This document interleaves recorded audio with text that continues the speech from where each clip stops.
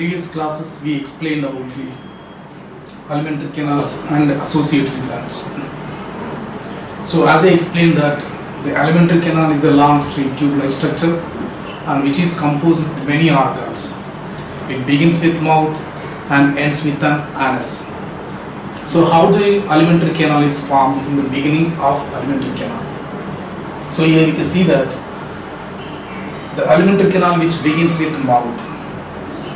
So what is mouth here? So mouth is a space present between the two lips. So lips are also known as labia. So here the space present between the upper and lower lips is known as mouth. So mouth leads into the oral cavity or buccal cavity. So this is called as oral cavity and it is composed with many structures. So here leads into the buccal cavity or oral cavity. Here the oral cavity is separated. How it is separated? A specified character is there, a palate. What is palate here? Palate is a roof of mouth that separates the oral cavity. Palate is a roof of the mouth and which separates the oral cavity from the nose. So your mouth and nose are separated by a specific character called palate. So palate is of two types, hard palate and soft palate. Hard palate is a bony structure which is located in the upper part of the, or it is called as anterior part of the mouth. So that is called as hard palate. Here you see, you can observe that. So just above the oral cavity, hard palate is present. That is the anterior part of palate. And behind of that, a specific character is there, soft palate. So it is a posterior part and just behind the anterior part called hard palate.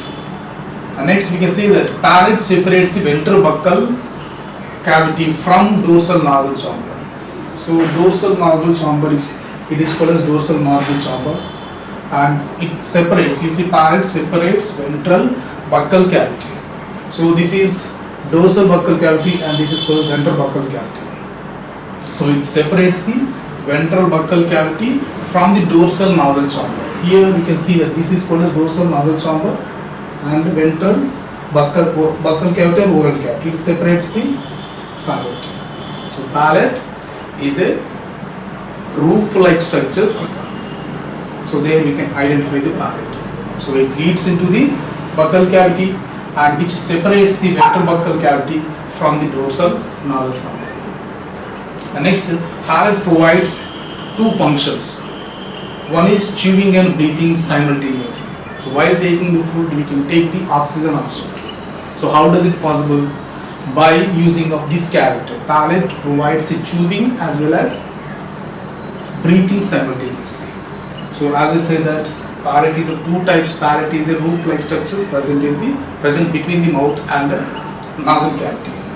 And then hard palate, it is of two types, hard palate or bony palate, which is also known as anterior palate, and another one is soft palate or posterior palate. Next, hard palate lined by palate and rugae. So here small ridges-like structures will be present.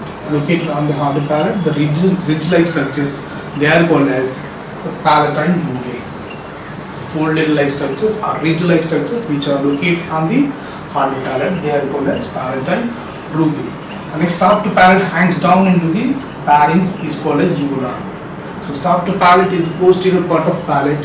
Here just behind the posterior part, a small V-shaped muscular structure is there, hangs down into the pharynx region. So that is called as uvula. So these are the characters present in the oral cavity. And begins with the mouth structure. Pharynx. This is the another part of alimentary canal and which leads from the oral cavity. Leads from the oral cavity into a short tube-like structure that is called as pharynx. Here the pharynx is very much important for the common passage of food and air during the swallowing process. And here you can see that the pharynx which is divided into three parts. Here the anterior part is there middle part is there, and the posterior part is there. The anterior part is called as nasopharynx, and the middle part is known as oropharynx, and whereas the posterior part is called as laryngopharynx. So these are the three regions present in the pharynx structure. Here, where they are located, the three regions of pharynx, where they are located. See that the nasopharynx is the anterior part which lies above the soft palate. This is called a soft palate. Above that, nasopharynx is present.